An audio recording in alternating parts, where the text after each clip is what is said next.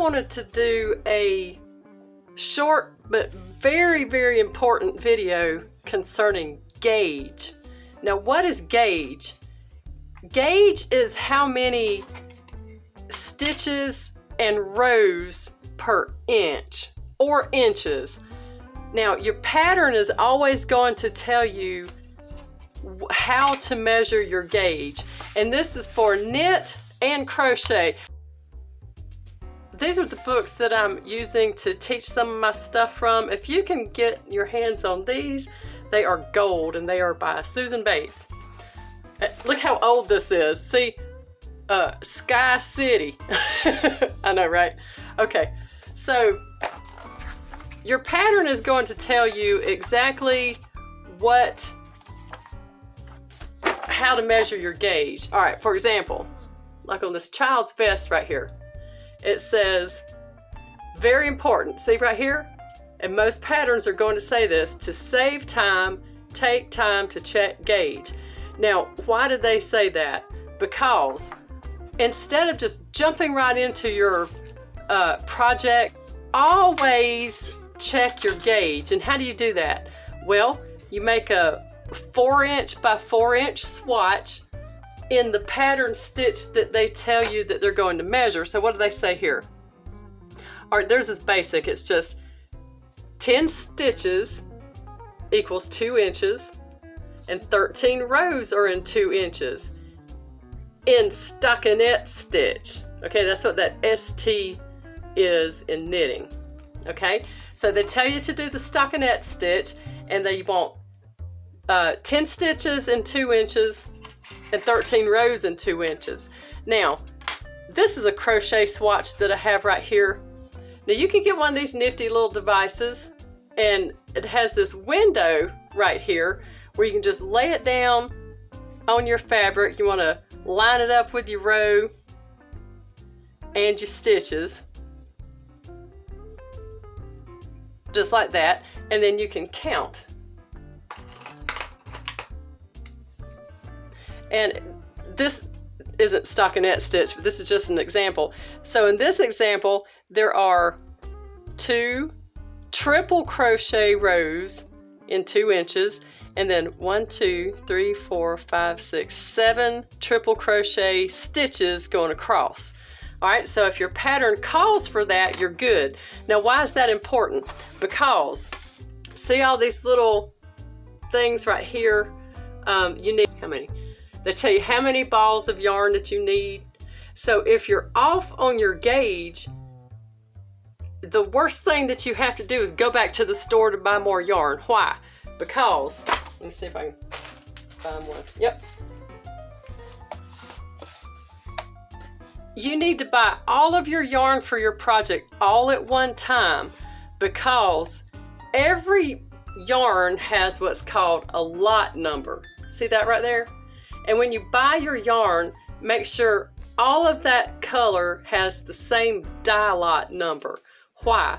Because if it's a different number, there's a chance that your color could be a shade off, and it's really going to stand out like a sore thumb when you have 4 skeins of 302044 and one of 605789.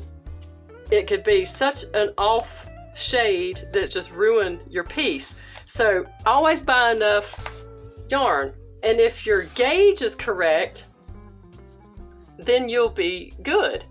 And once you do enough knitting or crochet, you can learn how you hold your tension. Okay, so gauge is determined by size of needle or hook,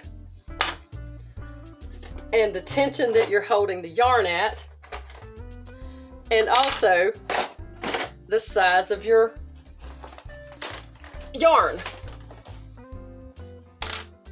All right, so there's all the different little implements that would make a difference. I hope this is making sense. Also, you don't have to buy one of these little fancy little things.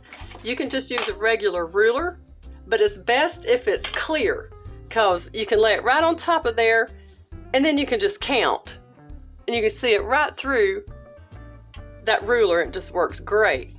If you're making a garment that has a specific size, you are going to want to check that gauge.